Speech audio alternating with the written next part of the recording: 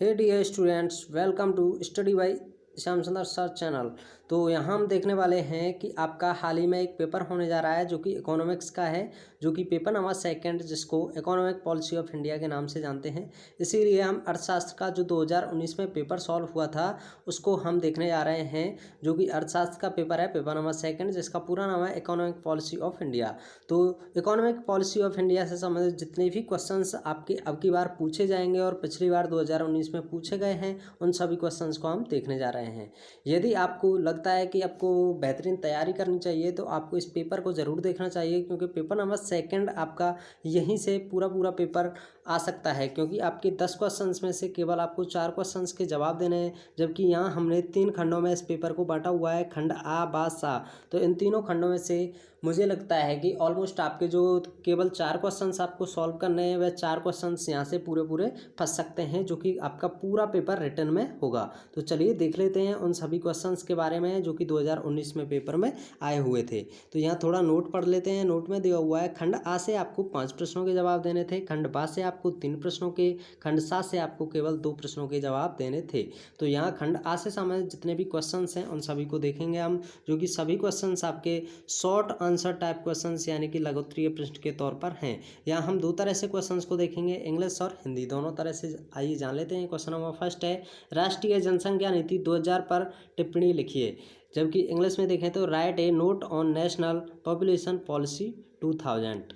Question number 2 है, विकासशील देशों की समष्टि आर्थिक नीति के उद्देश्य बताइए। इंग्लिश में कहें तो explain the objectives of macro economic policy of developing countries. Question number 3 है, भारत की लघु उद्योग संबंधी नीति को समझाइए, यानी कि describe the small scale industrial policy of India. Question number 4 था, स्वर्ण जयंती रोजगार योजना पर टिप्पणी लिखिए। राइट ए नोट ऑन स्वर्ण जयंती रोजगार योजना। क्वेश्चन नंबर 5 था, अवमूल्यन से क्या आशय है, यानी कि what is meant by devaluation. Question number 6 था, भारत में विदेशी निवेश के प्रकार बताइए। इंग्लिश में discuss the types of foreign investment in India. Question number next देखते हैं हम। क्वेश्चन नंबर 7 में पूछा था, मुद्रास्फीति क्या है, यानी कि व्हाट इज इन्फ्लेशन, इन्फ्लेशन क्या होता है। क्वेश्चन नंबर 8 था, भारत की कृषि मूल्य नीति पर प्रकाश डालिए। Highlight the agricultural price policy of India. जबकि खंड बा से संबंधित जितने क्वेश्चन पूछे गए हैं उनको भी देख लेते हैं, जो कि लॉन्ग आंसर टाइप क्वेश्चंस थे, यानी कि दीर्घोत्तरीय क्वेश्चंस के तौर पर थे। तो क्वेश्चन नंबर 1 है, एकाधिकार एवं प्रतिबंधात्मक व्यापार अधिनियम के उद्देश्यों तथा प्रावधानों का वर्णन कीजिए, यानी कि describe the objectives and provision of monopolies and restrictive trade practice act, यानी कि MRTP। क्वेश्चन नंबर 2, सामुदायिक विकास में पंचायती राज की भूमिका को स्पष्ट कीजिए। Discuss the role of panchayati raj in community development. Question number 3 को देख लें। क्वेश्चन नंबर 3 है, भारत में विदेशी पूंजी की भूमिका का मूल्यांकन कीजिए।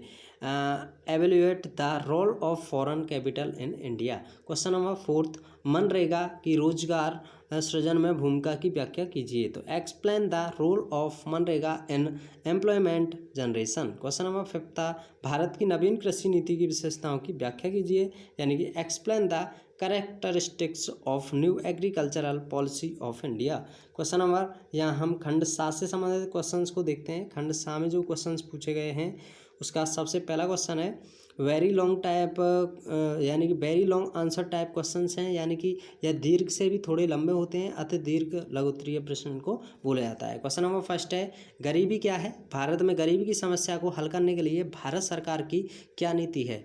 What is the meaning of poverty, what policy has taken by government of India to solve the poverty problems.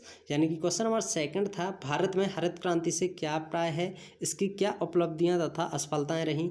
What do you understand by green revolution in India? What have been its achievements and failures? Question number 3 था, भारत की सार्वजनिक वितरण प्रणाली की आलोचनात्मक व्याख्या कीजिए।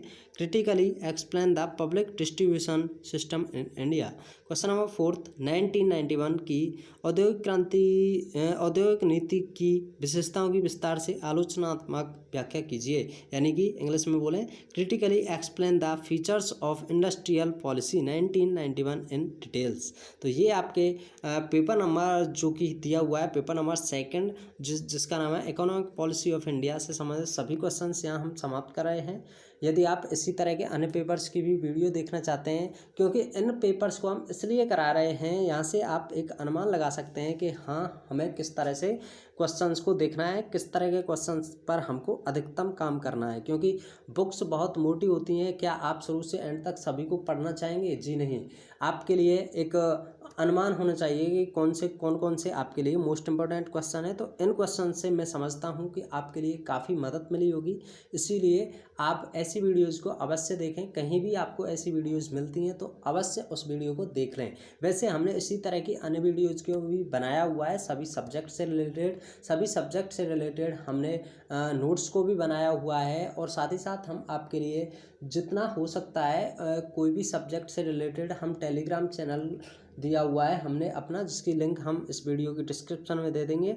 वहाँ हम पीडीएफ प्रोवाइड कराते रहते हैं। तो आप हमारे चैनल से जल्दी से जुड़ जाइए, जिसके लिए आपको बिल्कुल फ्री ऑफ कॉस्ट हमारा चैनल सब्सक्राइब कर लेना है। साथ ही साथ बेल आइकन दबा दीजिए, जिससे कि हमारी जितनी वीडियोज़ होती हैं उन सभी वीडियोज़ की आप तक नोटिफिकेशन पहुँच सके। तो इस वीडियो को हम यहीं समाप्त करते हैं। मिलते हैं नेक्स्ट वीडियो में। Thanks for watching. जय हिंद, जय भारत।